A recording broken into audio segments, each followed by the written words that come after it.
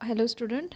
आज के video lecture में हम स्टार्ट करने वाले हैं हमारा chapter number 5 of operating system, that is memory management. ठीक है, आज से हम मेमोरी मैनेजमेंट के बारे में पढ़ेंगे। तो सबसे पहले देखो इंट्रोडक्शन, मेमोरी मैनेजमेंट क्या है।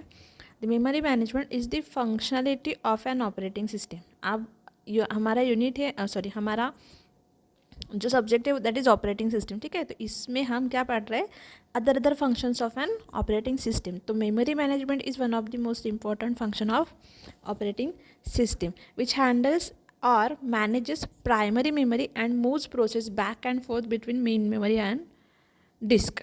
ठीक है, तो मेमोरी मैनेजमेंट क्या करता है, मेमोरी मैनेजमेंट प्राइमरी मेमोरी को मैनेज करता है और जो प्रोसेसेस हैं जो हम डिस्क से लेते हैं, मतलब हार्ड डिस्क से लेते हैं मेन मेमोरी में और मेन मेमोरी से वापस डालते हैं हार्ड डिस्क में, तो वो सारी प्रोसेसेस कौन मैनेज करता है, मेमोरी मैनेजमेंट टेक्निक। ठीक है, फिर memory management keeps track of each and every memory location regardless of either it is allocated to some process और इट इज़ फ्री।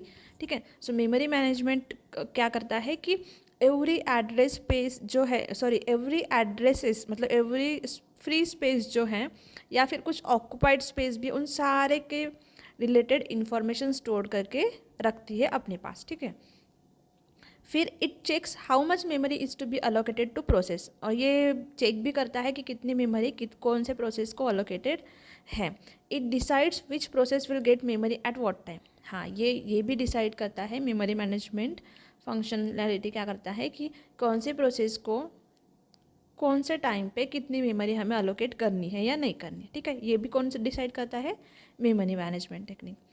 नेक्स्ट है, it tracks whenever some memory gets freed and unallocated and correspondingly it updates the status. हाँ, इसको presence of mind चाहिए, क्योंकि क्या हो सकता है कि कभी कभी कोई प्रोसेस फ्री होती है, मतलब एग्जीक्यूट उसका कंप्लीशन हो जाता है, तो कौन सी मेमोरी कब फ्री हो रही है, उसे कब अनअलोकेट करना है, ये सारी इंफॉर्मेशन कौन रखता है, मेमोरी मैनेजमेंट।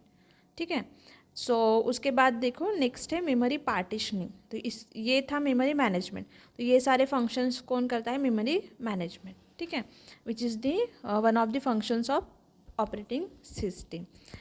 नेक्स्ट देखते हैं, नेक्स्ट टॉपिक है दैट इज़ मेमोरी पार्टीशनिंग। अब देखो मेमोरी के बारे में हम पढ़ने वाले हैं, तो हमें देखना है कि मेमोरी पार्टीशन कैसे होता है। तो मेमोरी पार्टीशन मोस्टली 2 टाइप से होता है। ठीक है, that is continuous memory and non continuous memory. ठीक है, सो मेमोरी मैनेजमेंट टेक्निक है 2, that is continuous and non continuous memory. हम उसको also called as fixed partitioning या फिर वेरिएबल पार्टीशनिंग। ठीक है, उसको हम फिक्स्ड और वेरिएबल पार्टीशनिंग भी कहते हैं।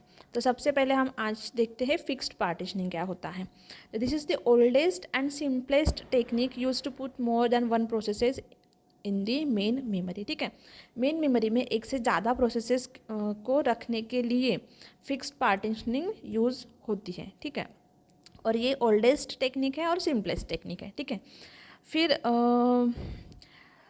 इन partitioning number of partitions in RAM are fixed but size of each partition may और मे नॉट बी सेम। ठीक है, फिक्स्ड पार्टीशन में क्या होता है कि मेमोरी रैम, मतलब रैम में जो है मेमोरी के फिक्स पार्टीशंस किए जाते हैं, but every partition have the same size is not the compulsory. ठीक है, किसी पार्टीशन की साइज़ 4 MB हो सकती है, किसी की 8 MB, बट रैम की फिक्स्ड पार्टीशन की जाती है। ठीक है, द नंबर ऑफ, मतलब अगर रैम है तो उसको 4 पार्टीशन में डिवाइड कर दिया। अब पार्टीशन की साइज़ डिसाइड होंगी उसके ऊपर। ठीक है, कोई पार्टीशन 4 MB का हो सकता है, कोई 8 का, कोई 12 का, या फिर कोई 1 MB का। ठीक है, so it depends on that operating system. उसके बाद देखो यहाँ पे जो डायग्राम दी हुई है, यहाँ पे एग्जांपल दिया हुआ है एक, partition are made before execution और during system configuration. Fixed partition कब परफॉर्म होता है, ड्यूरिंग द एग्जीक्यूशन या फिर बिफोर एग्जीक्यूशन, दोनों सिचुएशन में पार्टीशनिंग परफॉर्म होती है बाय द ऑपरेटिंग सिस्टम। ठीक है, अब देखो यहाँ पे एक डायग्राम दी हुई है, उसमें फर्स्ट प्रोसेस जो है that is process P1। So partition है 4 MB का। ठीक है, ब्लॉक साइज है 4 MB, बट जो प्रोसेस P1 है उसने कितनी ऑक्यूपाई की है, ओनली 1 MB। उसके बाद है पार्टीशन 8 MB का, और P2 प्रोसेस ने कितनी ऑक्यूपाई की है 7 MB। फिर है 8 MB का अगेन पार्टीशन और फिर है 16 MB का। तो वहाँ पे भी P3 एंड P4 है जिसने 7 MB and 14 MB space occupy करके रखी है। अब देखो यहाँ पे क्या हुआ है कि ब्लॉक जो है 4 MB का है बट प्रोसेस ने कितनी ऑक्यूपाई की है 1 MB। तो बाकी की इधर जो 3 MB स्पेस है वो क्या है फ्री है, तो उसको हम बोलेंगे इंटरनल फ्रैगमेंटेशन। ठीक है, तो इंटरनल फ्रैगमेंटेशन यहाँ पे हो रहा है। तो जो ब्लॉक 1 है उसके लिए 3 MB स्पेस फ्री है, तो उसको हम बोलेंगे इंटरनल फ्रैगमेंटेशन। ठीक है, और नीचे देखो सम ऑफ इंटरनल फ्रैगमेंटेशन किया हुआ है पूरे रैम का, तो उसकी साइज़ है 7 MB। मतलब जितनी भी रैम अवेलेबल हमारे पास है उसमें से 7 MB इंटरनल फ्रैगमेंटेशन हो रहा है।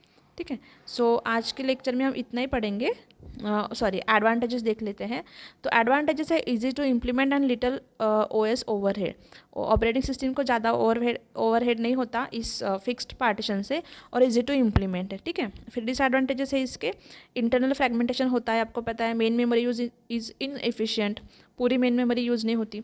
Any program no matter how small and occupies entire partition. ठीक है, स्मॉल प्रोसेस जो है फिर भी एक पूरा ब्लॉक ऑक्यूपाई कर रहा है, तो स्पेस वेस्ट हो रही है, और इससे क्या हो रहा है इंटरनल फ्रैगमेंटेशन ऑकर हो रहा है। फिर एक्सटर्नल फ्रैगमेंटेशन भी है, the total unused space of various partition can not be use to load the process even though there is space available for but not in continuous form. अब क्या है, बहुत सारी स्पेस हमारे पास फ्री है but हम उसको यूज़ नहीं कर सकते क्योंकि वहाँ पे कोई प्रोसेस ने वो ऑक्यूपाई करके रखी है, क्योंकि वो कंटिन्यूस में नहीं है, तो इसलिए हम उसको यूज़ नहीं कर सकते। इसलिए उस वहाँ पे एक्सटर्नल फ्रैगमेंटेशन भी परफॉर्म हो रहे, तो ये भी उसका डिसएडवांटेजेस है। और लास्ट है लिमिट प्रोसेस साइज। तो प्रोसेस साइज इसमें लिमिटेड रह सकती है क्योंकि हम क्या कर रहे हैं, पार्टीशन फिक्स्ड है, मतलब हम जो ब्लॉक कर रहे हैं मेमोरी के पार्टीशन कर रहे हैं वो क्या है फिक्स साइज़ का है, तो इसलिए प्रोसेस साइज थोड़ी लिमिट कर देगी। ठीक है, नेक्स्ट हम देखेंगे नेक्स्ट वीडियो लेक्चर में, that is variable partitioning. Thank you.